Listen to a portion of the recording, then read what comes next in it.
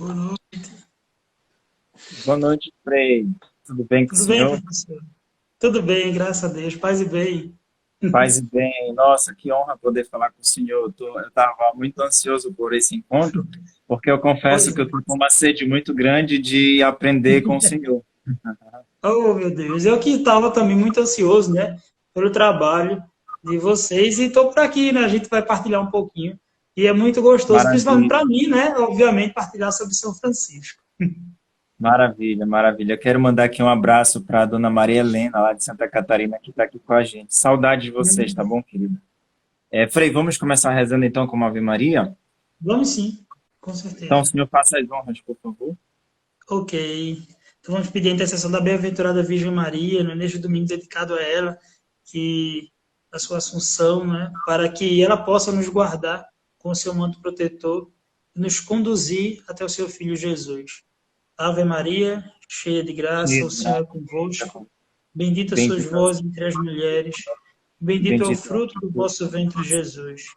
Santa Maria, Santa Mãe de Deus, rogai por Maria. nós, pecadores, agora e na Agora, hora de nossa morte. Amém.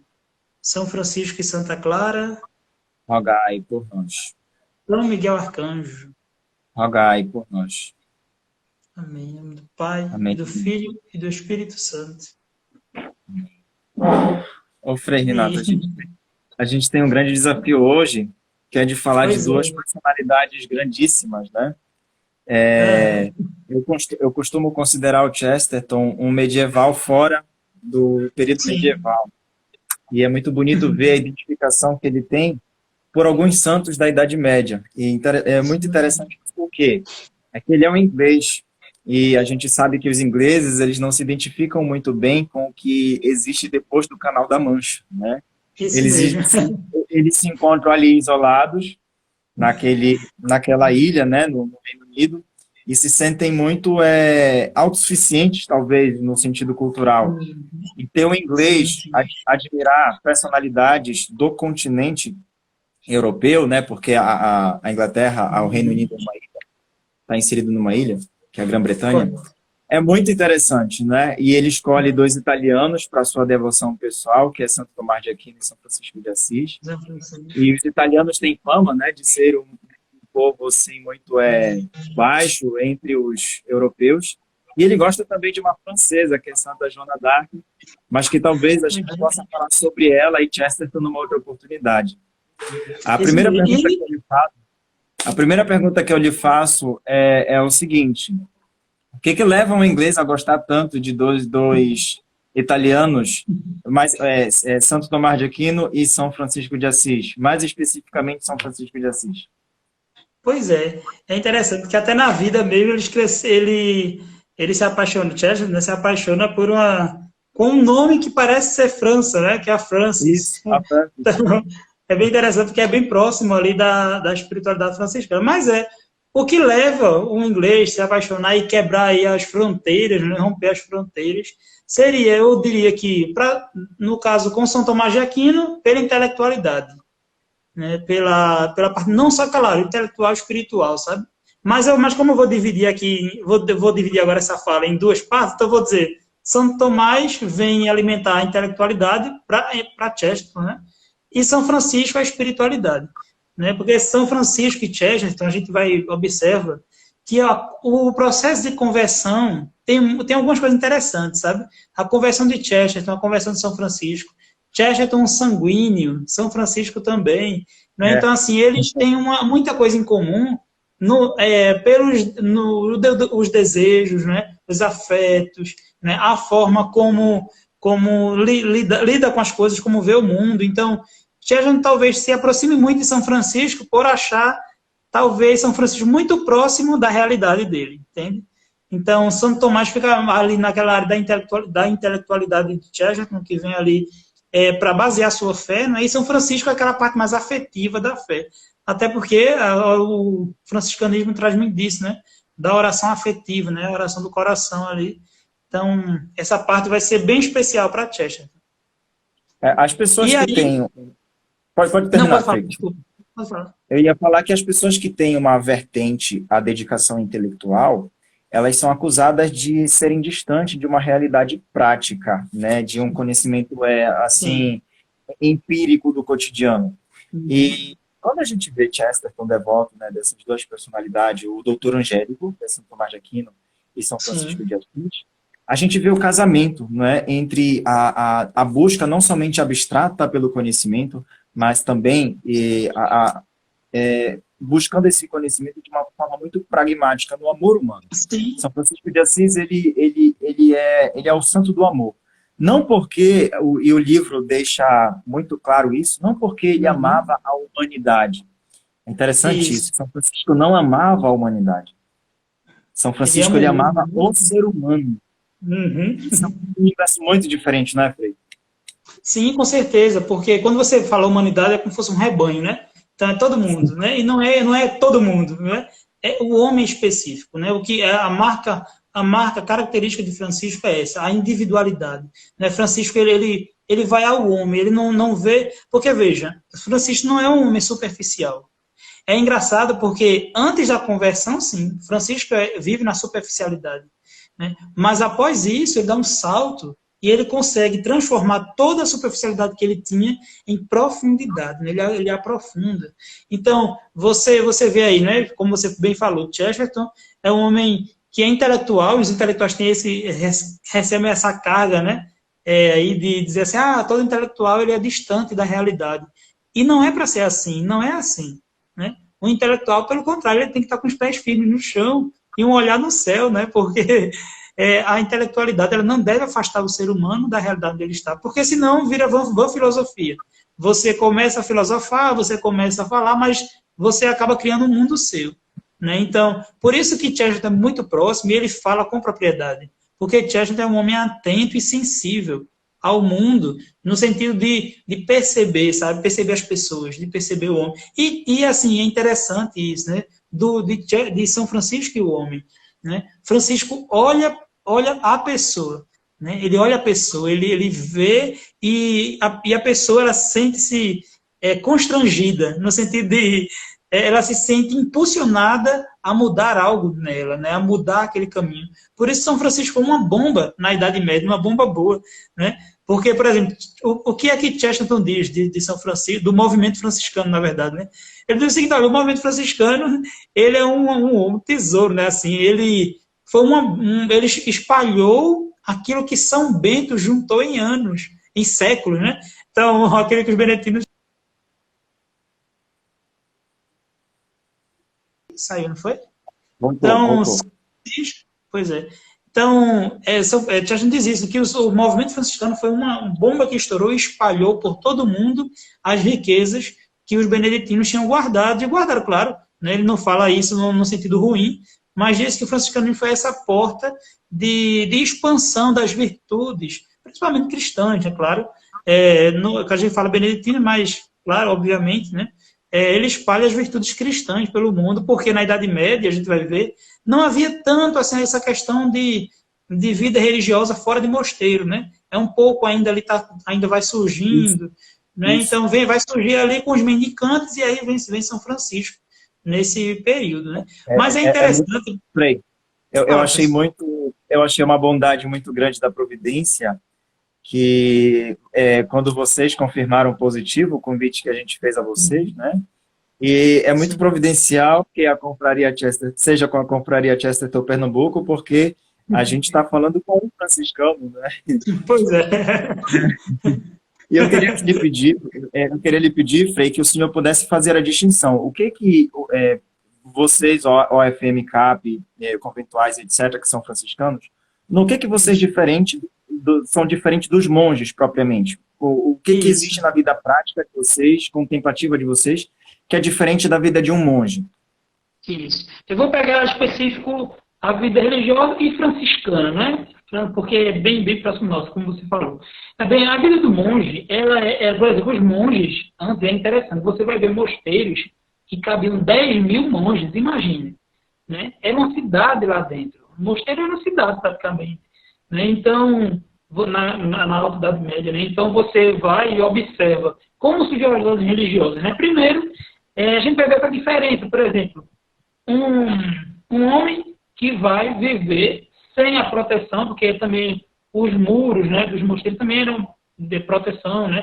Na Idade Média a gente vê muita ali ataques de cidades, tudo isso. Então os muros altos e enormes, né, grossos assim das cidades protegiam, sim, né? E na Idade Média você pensar em viver peregrinando, então é um pouco assustador, né? Você quando observa assim a coragem dos frades e de São Francisco, né, de viver assim.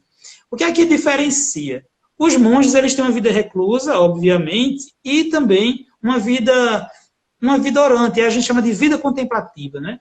Onde eles vivem para a oração. São Francisco, quando ele fica um tempo nos beneditinos, sabe? Antes da conversão dele, ele vai trabalhar ali, parece que na cozinha dos beneditinos, mas passa um tempo no mosteiro. E ele aprende muita coisa, né? Dos monges, algumas orações, porque nós rezamos também a liturgia das horas, né? Com os beneditinos, apesar que os beneditinos têm uma liturgia própria, né? Mas nós rezamos a liturgia romana, né? Então, o que acontece? São Francisco pega muitas coisas dos beneditinos. Porém, ele tem essa questão da vida missionária, né? São Francisco, ele quer ser itinerante, ele não quer ficar no lugar. Por exemplo, o monge, ele faz voto de estabilidade, né?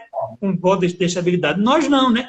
Então, o frade, ele, por essência, ele é missionário, né? Quando ele fala missionário, é itinerário mesmo, sabe? Não se apegar a lugar. Isso está consiste no voto de pobreza, né? Você não se apegar a lugar nenhum, né? O único lugar, professor, que São Francisco disse que os frades nunca devem abandonar é o Porciúncula, que é lá em Assis, né? Onde nasceu ali a ordem, praticamente, né? Então, o único lugar que ele diz é esse, né? Que os frades não devem deixar. Mas os outros lugares ele diz que os frades de nada se apropriam. Então, os frades têm uma vida que mescla a vida de oração e a vida missionária, né? Diferente dos monges, que têm a vida contemplativa e que tem uma riqueza, claro, enorme para a igreja, isso a gente não nega. Quando a gente fala, às vezes as pessoas pensam qual é o melhor. Não é o melhor ou o pior aqui, né? A questão é da riqueza de cada um, né? Então isso é muito interessante. E o gordo londrino se apaixonou por esse modo de vida itinerante de São Francisco de Assis. Desde o início, Chesterton, ele fala, né, que desde o início simpatizou com São Francisco, né? Porque, veja, é interessante, Chesterton escreve uma geografia ali, mas ele escreve em um mundo, porque o franciscanismo, sabe, os estudos franciscanos modernos começam ali na época de Chesterton, né? Ali em 1893, né? Começa, por exemplo, houve sempre um impulso para juntar alguns escritos. Mas aí, só em 1893, como calvinista, né, São Francisco tem como eu posso dizer, essa coisa de congregar muita gente, né? Então, um calvinista chamado Paul Sabatier, eu vou dizer um termo, mas que não seria esse, mas devotíssimo de São Francisco, né? Um calvinista que era devoto de São Francisco, né? E aí ele escreve uma geografia, né? Ele escreve uma vida de São Francisco. Eu tive a oportunidade de folhear algumas páginas, né? Ainda vou ler todo esse livro, porque é interessante algumas coisas, mas eu tive a oportunidade de folhear, e lá, ele é ferrenho com a igreja, né? Paul Sabatier é ferrenho. Então, o que é que ele diz? Ele diz que São Francisco, que podia ser muito maior, e a igreja, ela quis enquadrar, sabe? Ela quis domesticar o movimento, porque aí ele diz assim, a igreja foi muito esperta, porque ela viu que o movimento franciscano poderia ganhar grandes proporções, e aí resolveu botar uma caixinha e dizer, olha, fica com a gente, ajeitando ali, para que o franciscanismo coubesse numa caixinha. Mas, na verdade, não é isso, né? A gente sabe, professor, que a instituição, ela é humana e é divina, né? A instituição é divina, a instituição igreja, né? Ela é divina, e ela conta com a nossa participação terrena, a igreja militante, né? Então, assim, o que é que acontece? Quando a igreja ela quer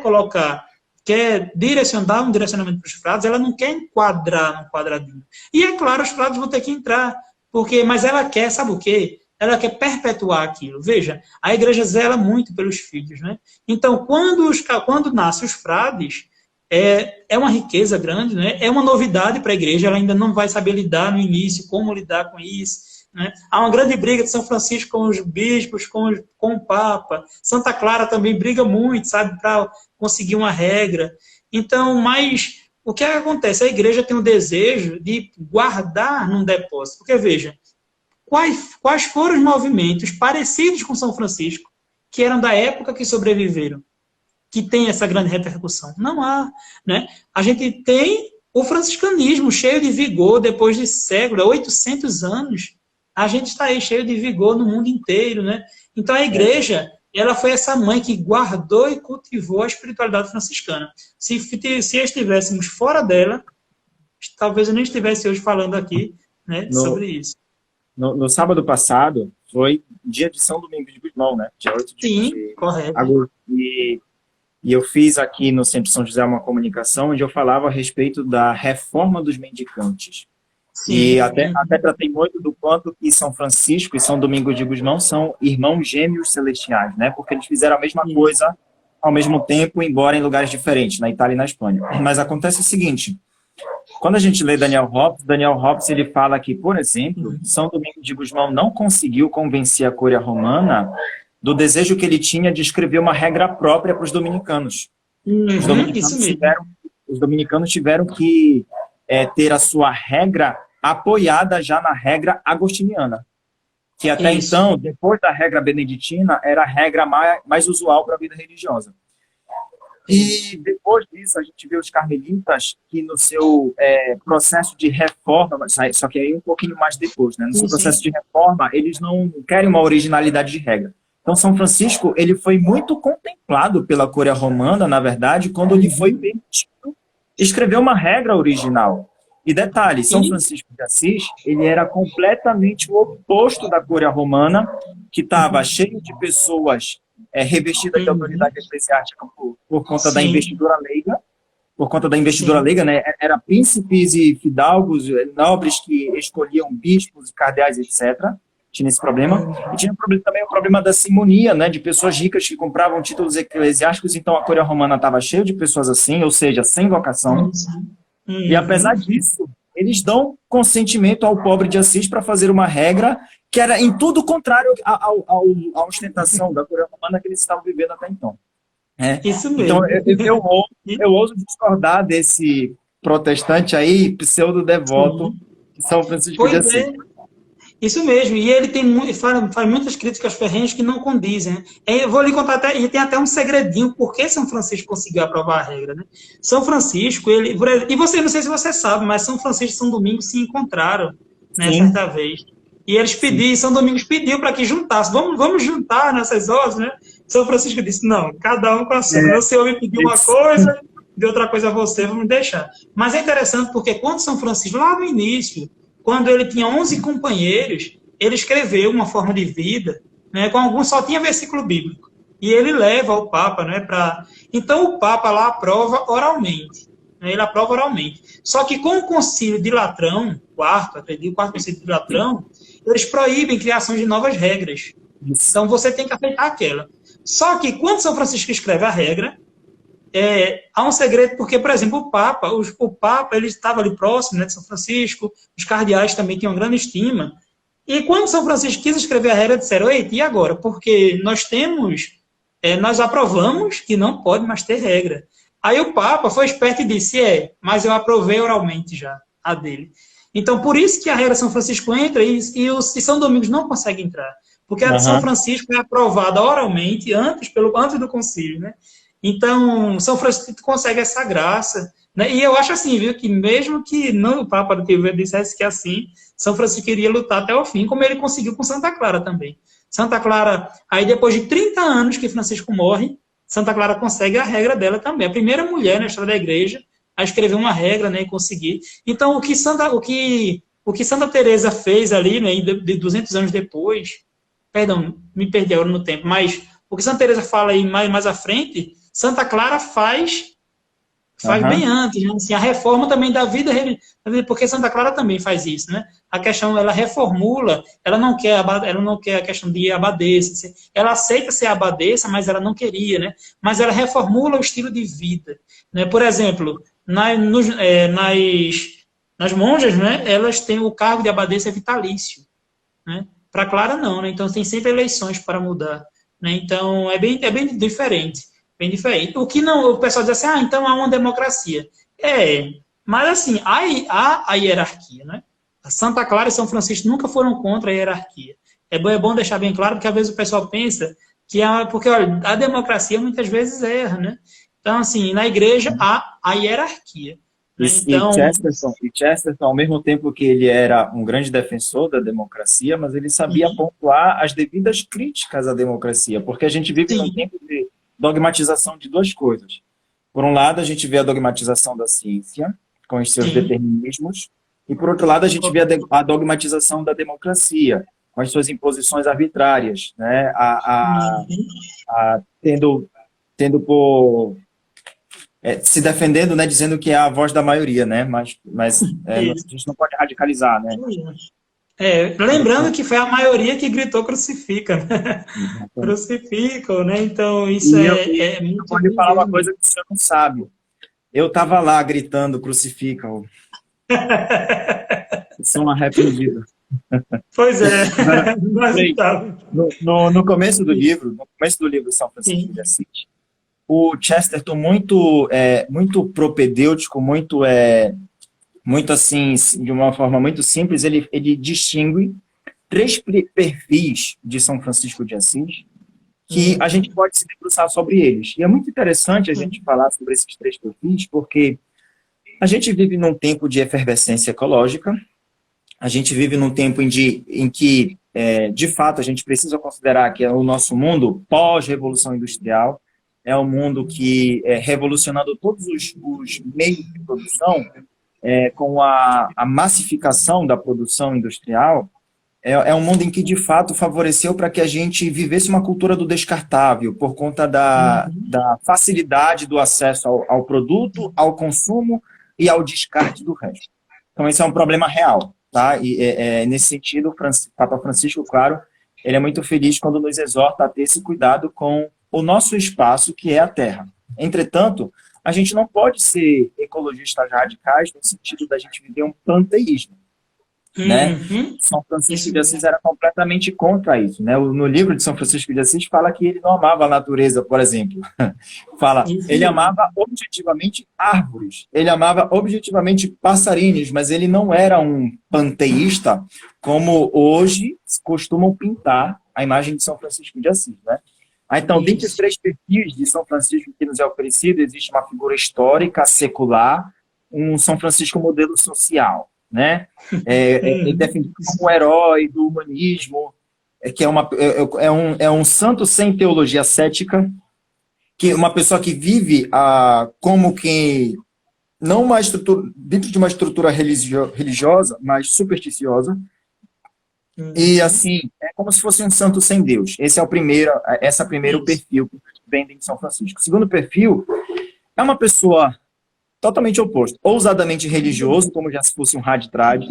Esquece o né? homem. Visto como uma figura sombria, como São Domingos de Gusmão às vezes é acusado. Né? E o Chesterton nos oferece um terceiro perfil de São Francisco de Assis, que é esse que ele quer defender, que é uma figura de caráter complexo, né? que é uma pessoa que olhava para a sua corporeidade e lhe chamava de irmão burro. Era uma pessoa apaixonada pela poesia francesa, só que não pela sua libidinosidade, porque São Francisco é um exemplo de castidade, é um exemplo de pureza, teve uma vida em relação à luxúria muito conturbada, mas São Francisco de Assis é um exemplo de conversão nesse sentido, assim como Santo Agostinho, né? E o leitor moderno ele tem uma grande dificuldade de simpatizar com o São Francisco de Assis santo. E é esse o desafio que a gente tem, talvez, essa noite, né, de trazer a imagem do São Francisco de Assis santo sem esses estereótipos ecologistas, sem esses estereótipos de excessiva religiosidade, porque um santo não vive excessiva religiosidade, vive a religiosidade, né? Porque isso já deve ser considerado um superlativo, né? E o Chesterton, ele é como se fosse, me perdoe a analogia do termo espírita, o Chesterton é como se fosse uma reencarnação de São Francisco, tá? Eu repito, me perdoe a analogia do termo espírita, Sim, sim, sim. tá? Porque o Chesterton ele vivia em rivalidade com os céticos, né? E uma das coisas que ele escolheu, né, para influenciar os céticos a adotarem uma postura mais aderente à fé, foi oferecer para os céticos o humanismo de São Francisco de Assis, o verdadeiro humanismo, que ama a pessoa humana na sua individualidade. Né? E aqui agora vamos explorar o franciscanismo de Chesterton, né? Isso mesmo. E olha, quando eu peguei o livro de Chesterton pela primeira vez, o meu foi dessa tradução aqui, eu consegui, foi o primeiro livro o primeiro que eu tive como meu, sabe? Não o primeiro que eu li, o primeiro que eu li foi Hereges, mas esse aqui foi o primeiro que eu pude comprar, né? É uma tradução simples, mas é muito interessante, né? Mas a diagramação não é muito boa. A editora é deixa eu pegar aqui, cadê? Coleção dos Mundos. Coleção dos Mundos. A diagramação da Eclésia é linda, né? Essa daí é linda, eu acredito. Essa aqui é bem fraquinha, né? Assim, só tem texto, assim, mas é um texto seco, assim, a folha é muito ruim de ler. Mas assim, eu li, eu gostei muito. Mas assim, quando eu peguei a primeira vez esse livro para ler, eu me espantei. Primeiro porque e o padre Paulo Ricardo até cita isso, e que era o que eu sentia também. Né? Chesterton não fala de data, não fala de data. Eu já tinha sentido isso com um livro do Frei Inácio Larrañaga, o irmão de Assis. Também ele não cita data, ele não cita fonte, de onde ele tirou, tudo isso. Mas veja, primeira vez que eu peguei esse livro de Chesterton, eu me achei porque Chesterton fala, ele é uma biografia totalmente diferente. Eu achei uma coisa e, na verdade, encontrei outra, né? É uma biografia onde ele, na verdade, ele vai responder a alguns problemas modernos com a vida de São Francisco, né? Isso. Então, é diferente, a resposta que ele quer dar é outra, então você tem que ler. Mas eu vou lhe contar uma coisa interessante. Certa vez, porque eu estudo franciscanismo, né? Eu gosto muito da área de franciscanismo, então, certa vez, eu não vou citar tantos detalhes para que as pessoas não descubram, né? Mas eu perguntei a uma pessoa... É um filho de São Francisco que orgulha o pai, né? Por estudar o franciscanismo. Pois é, espero que ele fique orgulhoso de mim. Eu perguntei nesses estudos, então eu perguntei a uma pessoa, uma autoridade, né? Cheguei muito feliz depois de ter lido esse livro de Chesterton sobre São Francisco. Ele disse assim, olha, porque Chesterton fala o seguinte, né? No Ortodoxia, ou desculpa, no Ortodoxia não, no outro livro, esqueci agora, O que há de errado com o mundo.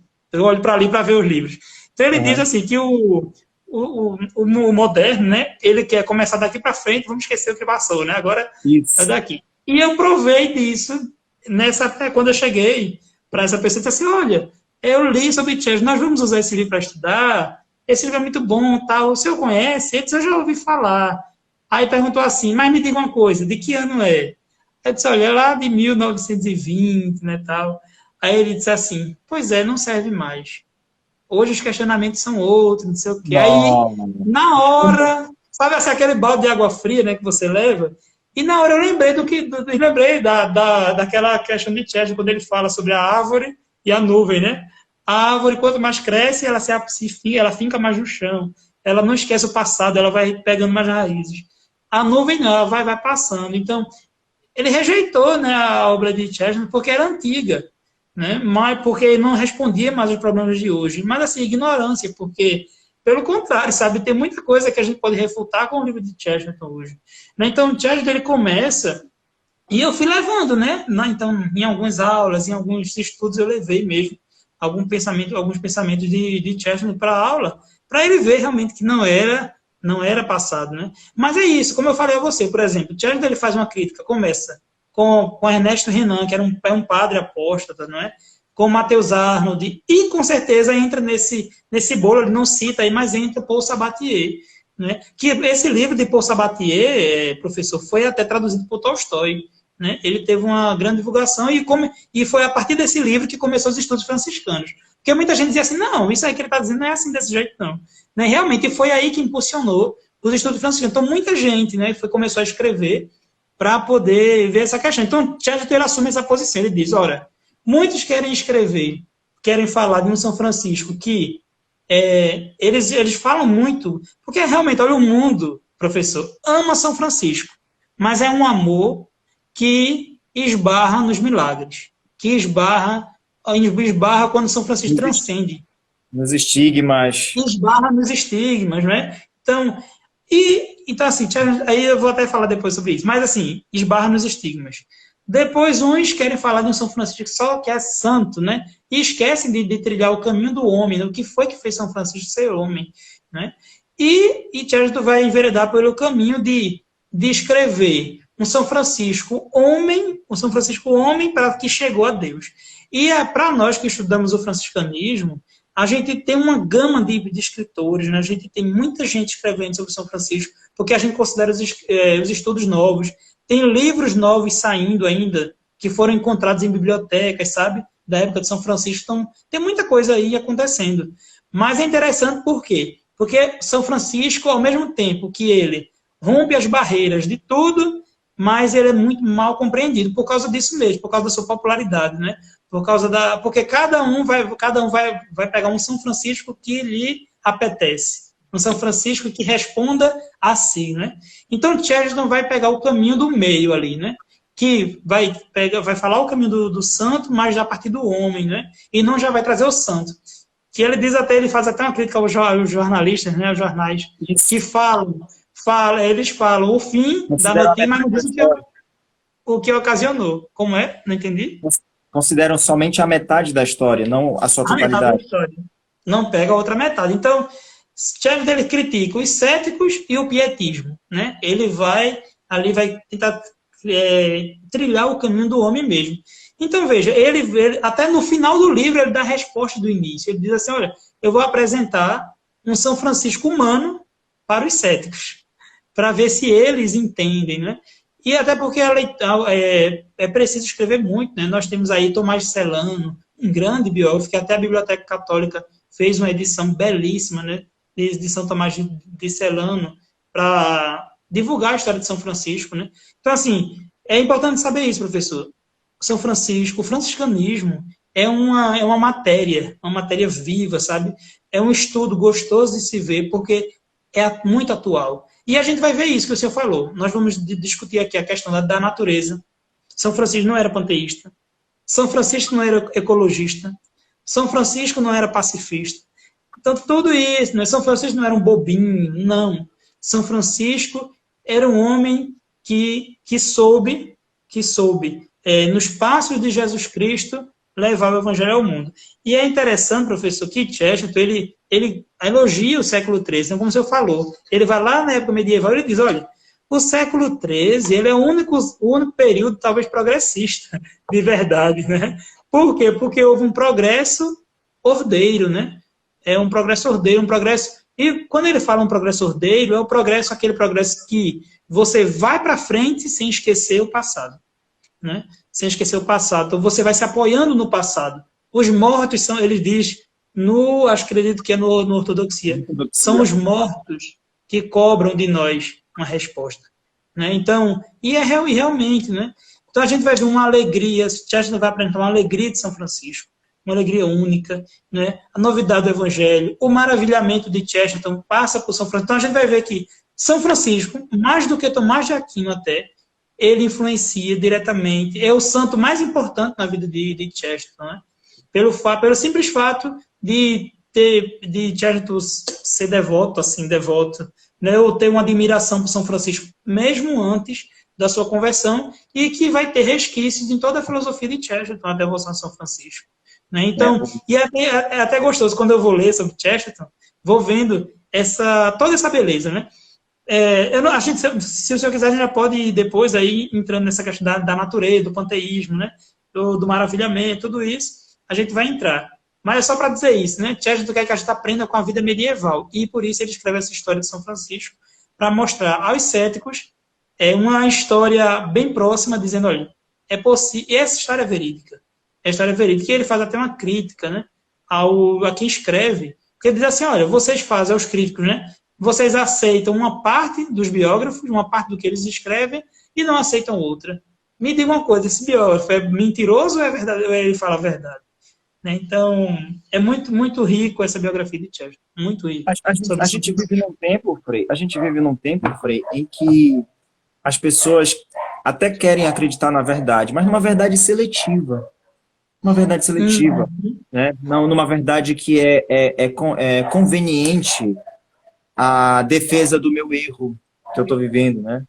E o Isso Chesterton, mesmo. ele radicaliza na crítica a essas pessoas, né? Então, por exemplo, os panteístas, os ecologistas, são pessoas que selecionam a verdade, porque se por um lado é verdade que a gente deve cuidar da natureza, mas por outro lado a gente não deve adorá-la, por outro lado a gente não deve levar o amor à natureza, à mãe terra, até as últimas consequências. Não, a Uhum. gente tem que levar o amor ao Criador até as últimas Isso. consequências, né? Então, essa crítica que o Chesterton faz ao seu tempo ainda é muito atual. Quando eu li aqui, por exemplo, no capítulo O Pobrezinho, capítulo 6, né, Sim. quando ele fala assim, Uhum. São Francisco não foi um amante da natureza. Devidamente compreendido, um amante da natureza não era precisamente o que ele não foi. A frase implica na aceitação do universo material como um ambiente vago, uma espécie de panteísmo sentimental. Aqui está muito claro dizendo que São Francisco não e São Francisco no Brasil, ele é muito retratado envolto aos passarinhos, envolto aos Uhum. animais, envolto à natureza. Só que na Itália ele é retratado carregando uma caveira para nos lembrar da Isso morte, mesmo. É né? interessante, viu? Muita gente diz assim, né? Porque até nas Américas, né? Mas no Brasil principalmente, porque São Francisco ele tem os animaizinhos, né? A gente vai ver lá fora, São Francisco tem uma caveira para representar, né? A morte, a temporalidade. O homem que vai morrer, ele precisa se apegar em Deus e tal. E aqui não, né? A gente tem o São Francisco dos animaizinhos, tudo isso. Que assim, é aquela coisa, tem uma verdade ali, mas que é uma verdade que foi colocada ali, muita mentira também perto, né? Ou muito exagero, muito floreio, né? Então, é muito interessante. São Francisco, a gente sabe, né? São Francisco era um homem que, veja, essa questão do pacifismo, desculpa, do panteísmo, é muito complicado. Porque para a gente que é franciscano, esclarecer isso às pessoas, as pessoas elas não entendem muitas vezes, né? Mas a nossa missão é esclarecer mesmo. Por exemplo, a questão da São Francisco, né? Quando fala a nossa irmã, a Mãe Terra. Ele não chama a nossa Mãe Terra, ele chama a nossa irmã. Ah, Frei, mas qual é a diferença de irmã, Mãe Terra e Mãe Terra? É toda a diferença. Né? Se São Francisco falasse de nossa Mãe Terra, ele cairia assim no panteísmo, né? A Terra não é nossa mãe, ela é nossa irmã, a Mãe Terra. O irmã entra ali como um sentido de irmã mesmo, né? O mãe, ele entra como, eu não sei se, até o Padre Porque Paulo, ele cita, acho que é um substantivo, né? Substantivo ali. Mas, assim, não é um nome mesmo, não é a questão de parentesco ali, o mãe. Mas é uma questão do nome da terra. Mãe Terra é uma coisa e irmã. Então, esse nome, irmã na frente de Mãe Terra, faz toda a diferença para a espiritualidade franciscana. Nós não temos, a nossa mãe é Maria Santíssima, né? A terra, ela é algo totalmente diferente. E por que ocorre esse risco de cair no panteísmo? Quando o homem acha que ele é um com a natureza. E não é isso. Chesterton fala bem claro, né? Não. Quando Deus criou, né, veja, ele usa até o exemplo do poeta. Ele diz, do mesmo jeito que um poeta, quando escreve um poema, uma poesia, né, ele se separa dele, ou como a mãe, quando no parto da mãe, o filho se separa da mãe, a mesma coisa, somos nós, é a natureza. Nós não somos um com a natureza, nós somos diferentes. Nós temos uma dignidade, né, de filhos de Deus, então nós somos totalmente diferentes da natureza. Por isso que ele diz que é possível você contemplar a natureza, mas você só pode contemplar a natureza se você não fizer parte dela, se você não for um com ela, e, né? e, Então você e, tem que estar de fora para contemplar. e acontece também, Frei, a gente precisa ter uma leitura histórica do período de São Francisco de Assis, que São Francisco de Assis, no seu período existia uma heresia muito forte, que era o Daniel Hobbes chama de maniqueísmo requentado, né? Que era os albigenses. E o que eram os Sim. albigenses? Eles, assim, para ser muito sucinto na explicação, eram pessoas que acreditavam. Por favor, não estou aqui falando isso por Frei, estou falando para as pessoas que estão nos assistindo e que vão nos assistir. Sem problema. Então, os albigenses eram pessoas que acreditavam que existia duas divindades, uma responsável pelas coisas boas, outra divindade responsável pelas coisas más. A divindade responsável pelas coisas boas criou as coisas espirituais e a divindade responsável pelas coisas más criou o mundo material. Então, no tempo de São Francisco de Assis, os albigenses eles estavam aterrorizando com a sua heresia a Europa, principalmente ali no sul da França, onde São Domingos de Gusmão foi muito combativo a eles, né? E quando a gente vê São Francisco de Assis chamar tudo de irmão Sol, irmão Lua, irmã Árvore, irmã Carneiro e etc., ele está exaltando o quê? Tudo que ele está exaltando é matéria. Tudo que ele está exaltando é materialidade. Para dizer o quê? Que há uma benignidade em toda a realidade criada, em toda a realidade material, porque adveio do mesmo Criador. Então, os albigenses tinham um problema muito sério de não ler o Gênesis, de rasgar e ignorar o Gênesis. E São Francisco de Assis, com essa postura de exaltar a natureza, ele estava exaltando a criação, que ela era boa, ela é boa, porque ela tem um Criador. Sim. E o Criador que criou todas as coisas materiais, ele criou elas porque elas são boas. Então, São Francisco de Assis, quando ele adota essa postura, ele não está sendo um ecologista, ele tá pregando contra os hereges albigenses. E essa é uma postura forte que os modernos têm dificuldade de reconhecer em São Francisco de Assis. Era como se fosse a pregação de São Francisco de Assis contra os hereges do seu tempo, os albigenses, era exaltar toda a criação, chamar de irmão Sol, irmão Lua, tudo que é material é bom porque é produto de um Deus que é bom, que é o Deus do Gênesis, que criou todas as coisas. E aí a gente vê, de alguma forma, um Francisco inquisidor, cheio de amorosidade, cheio de apreço ao ser humano, cheio de apreço à nossa corporalidade, porque os albigenses, né, Frei, matavam muitas pessoas, por exemplo, que estavam grávidas, né, porque falavam que estavam perpetuando a matéria.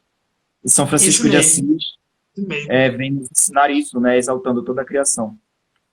E é interessante isso, porque, veja, você pega São Francisco é um homem que contempla a natureza, louva a Deus por isso, e ele louva, agradecendo a Deus por aquilo. E, às vezes, a gente vê muito isso em Chesterton. Quando Chesterton diz assim, olha, aquela folha, ela poderia não ser verde, ela poderia ser outra cor. O sol poderia não ser o sol poderia não ser quente, o sol poderia ser gelado, a lua poderia ser de outra coisa. Né? Então, quando o Chesterton ele faz o louvo para Chesterton, por que Chesterton se maravilha? Vou entrar até no maravilhamento agora. Por que Chesterton se maravilha com o mundo? Porque ele se encanta com as pequenas coisas, com a cotidianidade, se encanta com o homem comum. Porque essa é a espiritualidade de São Francisco, sabe? Admirar as pequenas coisas, as belas coisas. Veja, quando fala que São Francisco tinha o maior cuidado para não pisar em formigas, nas formigas. Não é porque São Francisco era bonitinho, porque ele gostava das formiguinhas, não é isso. Né? Mas é porque São Francisco era um homem tão sensível à graça de Deus, que a experiência dele com tudo o que foi criado por Deus era de grande amor. Mas São Francisco não amava a natureza, na verdade. Ele amava a obra de Deus que criou a natureza. Ele amava a Deus, o Criador, entende? Então, São Francisco, ao louvar a Deus, ao fazer, vamos supor, o louvor das criaturas, no Cântico do Irmão Sol, que a gente chama até, nós franciscanos chamamos até de Frei Sol, sabe? Cântico do Frei Sol. É para dizer isso, né? Que o São Francisco, ele louva ao Criador. Ele não adora, ele não é um panteísta, não é. Pelo amor de Deus, não é tão difícil as pessoas compreenderem isso, sabe? São Francisco não era um homem dos animaizinhos, não. São Francisco é um homem que doou a sua vida. Por isso que a gente vê, as pessoas admiram muito o São Francisco, que ama a natureza, o São Francisco de paz, mas ninguém admira os jejuns que São Francisco fazia. Ninguém admira a vida cética de São Francisco. Ninguém admira o reconhecimento de ser um pecador que São Francisco tinha, né? Então as pessoas não querem admirar isso, elas querem admirar aquilo que é bonitinho, né? Aquilo que é bom, que é bonzinho. A exigência começa por aí, né, Frei? Sim, com certeza. Porque o que foi que levou São Francisco a um grau de santidade? Foi as renúncias que ele fez. Né? O que foi que levou São Francisco a tudo isso? É uma coisa tão óbvia, sabe? Não tem como pegar um São Francisco e amputá-lo da fé, amputá-lo de espiritualidade. Porque você não, na verdade, você não está procurando um São Francisco. Você está procurando algumas virtudes soltas. E Chesterton ataca essa questão de você. Veja como Chesterton fala sobre a questão da modernidade, que não abandonou as virtudes, mas ela separou as virtudes umas das outras. Né? As Então, virtudes fica uma enlouqueceram. loucura. É isso mesmo, enlouqueceram. E Enlouqueceram. E, o senhor falando que São Francisco ele não amava a natureza porque ele amava o Criador da natureza, é muito significativo prestar a atenção na intenção do amor. Por que que ele ama a sim, natureza? Por causa do Criador da natureza. Da mesma é forma, verdade. a mesma postura ele tem em relação ao ser humano, né? São Francisco de Assis, bem como Chesterton imitando São Francisco de Assis, não amava a humanidade, amava o ser humano, né? E aqui existe, a gente tem a oportunidade de fazer a distinção, Frei, da postura do filântropo, que a gente não deve ser Uhum. filântropo, Isso mesmo, é isso mesmo. para, Isso para mesmo. a postura caridosa. E é isso que a gente deve ser. A gente deve ter uma vivência Uhum. caridosa, não filantropa, né? Porque qual é o que há de diferente de um para o outro? O filântropo ama o homem pelo homem. Isso E isso mesmo. é despido de Deus. E a pessoa que Uhum. vive a caridade ama o homem por Deus, né? É por isso que tu é meu irmão. É por isso que eu te reconheço como meu irmão, Uhum. porque nós viemos de um mesmo pai. Então a intenção é Isso. completamente diferente. E me assusta, Frei, particularmente aqui, ele falando uma coisa muito pessoal, me assusta muito ver a popularidade que ultimamente tem ganhado certos grupos de pessoas com essas atitudes de benfeitoria a pessoas necessitadas e etc. E são admiradas, são elogiadas e etc. Mas existe, na verdade, um grande mal nisso. Né? Essas Uhum. pessoas estão fazendo isso por uma intenção filantrópica, porque nós não estamos fazendo a mesma coisa pela intenção da caridade, por amor a nosso Jesus. Isso. Então, isso é um Uhum. indicativo de quanto nós precisamos nos converter. Né? E quando a gente vê, por exemplo, o Chesterton escrever o Padre Brown para ajudar a vizinha a pagar a escola do filho dela, isso é um exemplo de amor não à humanidade, mas ao ser humano, né? Isso. Aqui tem uma pessoa, aqui está a humanidade, na verdade, né? Pragmaticamente. Uma pessoa que está precisando de mim, eu posso ajudá-la, empiricamente. Então, Isso. eu vou escrever um livro, para que a venda desse livro eu possa pagar a escola do filho da vizinha. Isso é amor à humanidade, por intenção do quê? Isso. Amor a nosso Jesus Cristo. Não é filantropia, é caridade E, pura.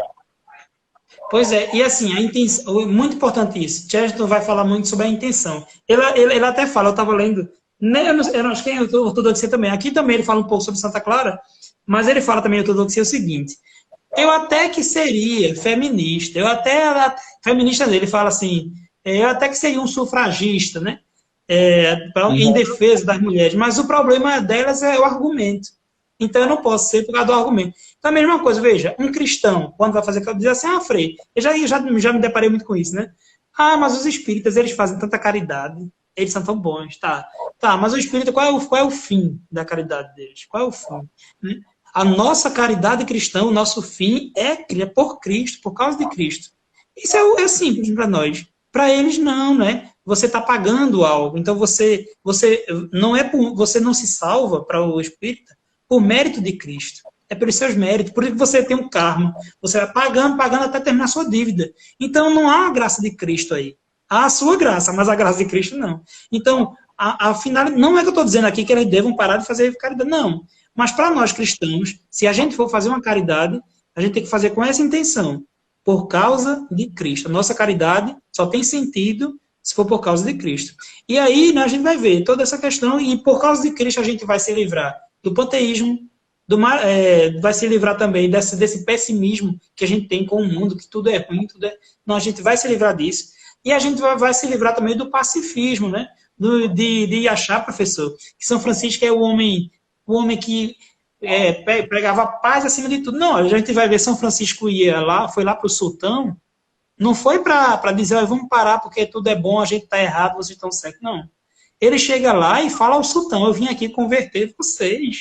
Né? E o sultão, ele não mata São Francisco, não é, ou melhor, ele deixa São Francisco vivo, não é porque ele achou bonitinho São Francisco foi ali.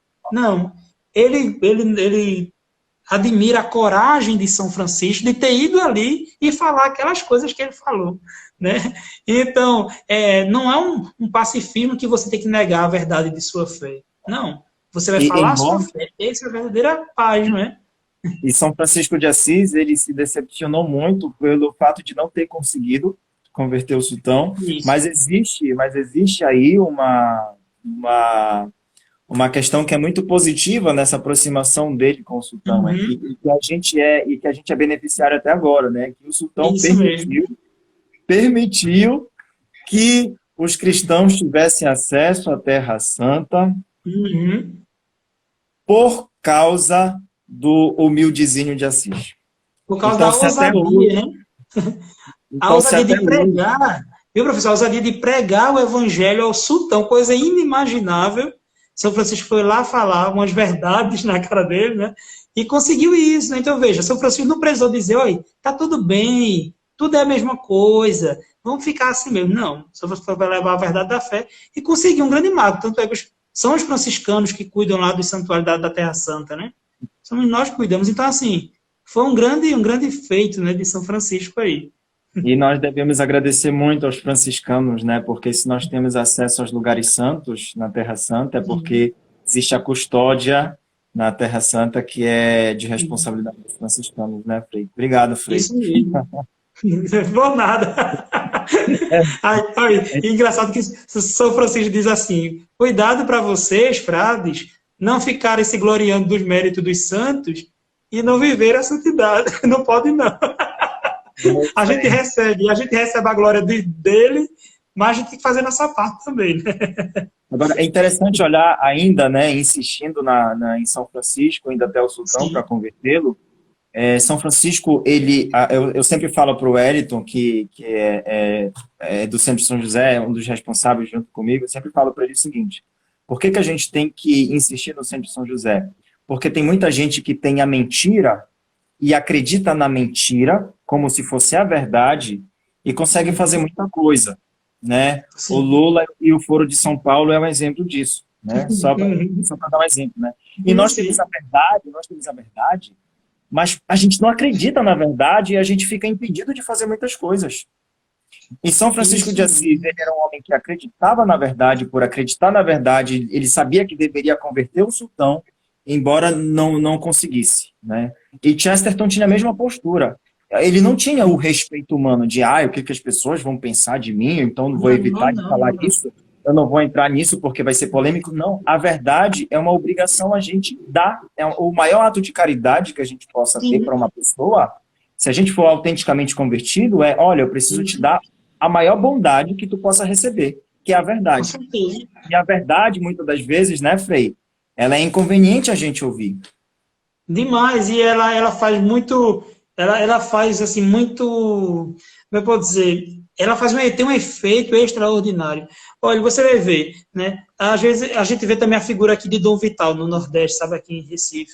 A gente vê assim a questão de Dom Vital era um homem que acreditava naquilo, e assim, só um homem que acredita na verdade, ele é capaz de dar a vida. Porque Chesterton mesmo diz, né, ninguém dá a vida por uma mentira. Ninguém vai empregar a sua vida toda achando que algo é uma mentira. Não. Eu estou aqui, professor, eu sou fraco, tudo isso, por quê? Porque eu acredito que isso é verdade. Né? A partir do momento que alguém achar que essa vida é mentira, que eu começar a achar que essa vida é mentira, como é que eu vou viver na mentira? Né? Não tem como. Se eu estou aqui hoje... Né? E a gente vai em busca do que a gente acha que é a verdade. Sim, pois é. Então, assim, se a gente acha, olha, isso aqui é a verdade, se eu acredito que isso é verdade, então eu vou até o fim. E o que vai provar isso, que eu acredito que isso é verdade, é a doação da vida. E doação da vida não é só derramar o sangue naquele momento específico, sabe? Mas derramar o sangue todos os dias, né? Com as raivas que a gente tem, com os empecilhos, com a solidão que a gente enfrenta, né? Com tanta coisa, sabe? Então é derramando a vida aos poucos, né? Então isso faz parte até da espiritualidade franciscana que Chesterton absorve. Ele, veja, professor, o franciscanismo ele tem um tripé, né, que é Eucaristia, Natal, o nascimento, né? Eu vou falar pela ordem. O nascimento, a Eucaristia e a cruz.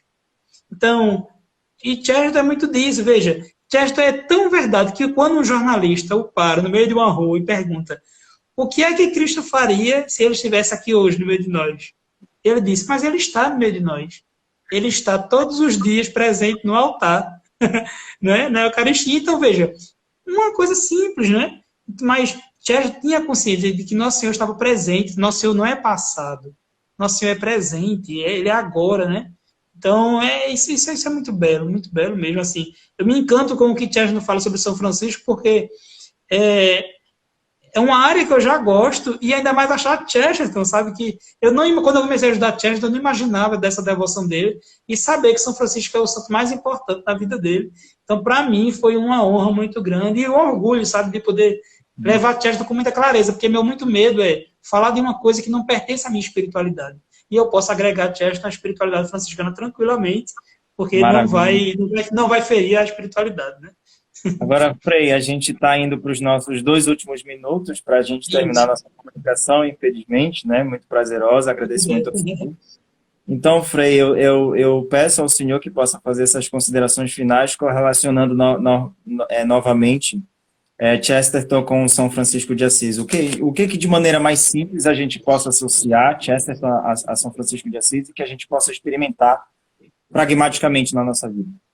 Certo. Eu acho que a grande coisa, a grande sacada de Chester é a alegria. A alegria de poder estar nesse mundo, a alegria de ter ganhado a vida. Isso é por isso que São Francisco cantava, por isso que São Francisco era um poeta, por isso que Chester era um poeta, né? Por quê? Porque a alegria de saber que a vida foi um ganho. Chester diz que a vida é um presente, né? Que a gente sempre deve estar com o coração achando que está devendo algo a alguém, porque recebeu um grande presente. E veja, São Francisco fala isso também. Então, Kafka dizia, né, que Chester era um homem tão alegre que parece que encontrou com o próprio Deus, né? Então, a alegria franciscana, sabe? São Francisco repreendia os frades, dizia, eu não quero que nenhum frade se apresente triste, eu não quero tristeza nos olhos de frades. Então, eu resumiria tudo, professor, nisso, né? A alegria, o otimismo cristão, que é esse, de você alegrar-se com o dom da vida que o Criador deu. Então, isso daí, se o cristão conseguir manter essa alegria, a perfeita alegria que São Francisco diz que é conservar a paz em meio às tribulações, já é grande coisa e um caminho de santidade para todos nós. Maravilha, Frei Renato. Eu confesso que isso era o que eu precisava ouvir hoje, né? De fato, a alegria de Chesterton, uma alegria bem sanguínea, né? É a mesma alegria de São Francisco de Assis. Frei, eu lhe agradeço muito, espero que a gente possa, junto com o Centro São José aqui, se encontrar mais vezes com vocês aí, de Pernambuco. Foi um prazer muito grande fazer essa comunicação, conhecer mais Chesterton com o senhor e fazê-lo conhecido. A gente poderia finalizar com uma Ave Maria, Frei. O senhor, por favor, faça as honras. Certo, faço sim. Eu que desde já agradecer, tá certo? Muito obrigado pelo convite e vamos sim continuar juntos aí nessa empreitada, santa empreitada. Amém. Então vamos pedir a Virgem Maria que nos abençoe. Ave Maria, cheia de graça, o Senhor é convosco. Bendita sois vós entre as mulheres, bendito é o fruto do vosso ventre, Jesus. Santa Maria, Mãe de Deus, rogai por nós, pecadores, agora e na hora de nossa morte. Amém. O Senhor esteja conosco. Está no meio de nós. Que o Senhor nos abençoe e nos guarde. Amém. Amém. Mostre sua face e se compadeça de nós. Amém. Volva para nós o seu olhar e nos dê a sua paz.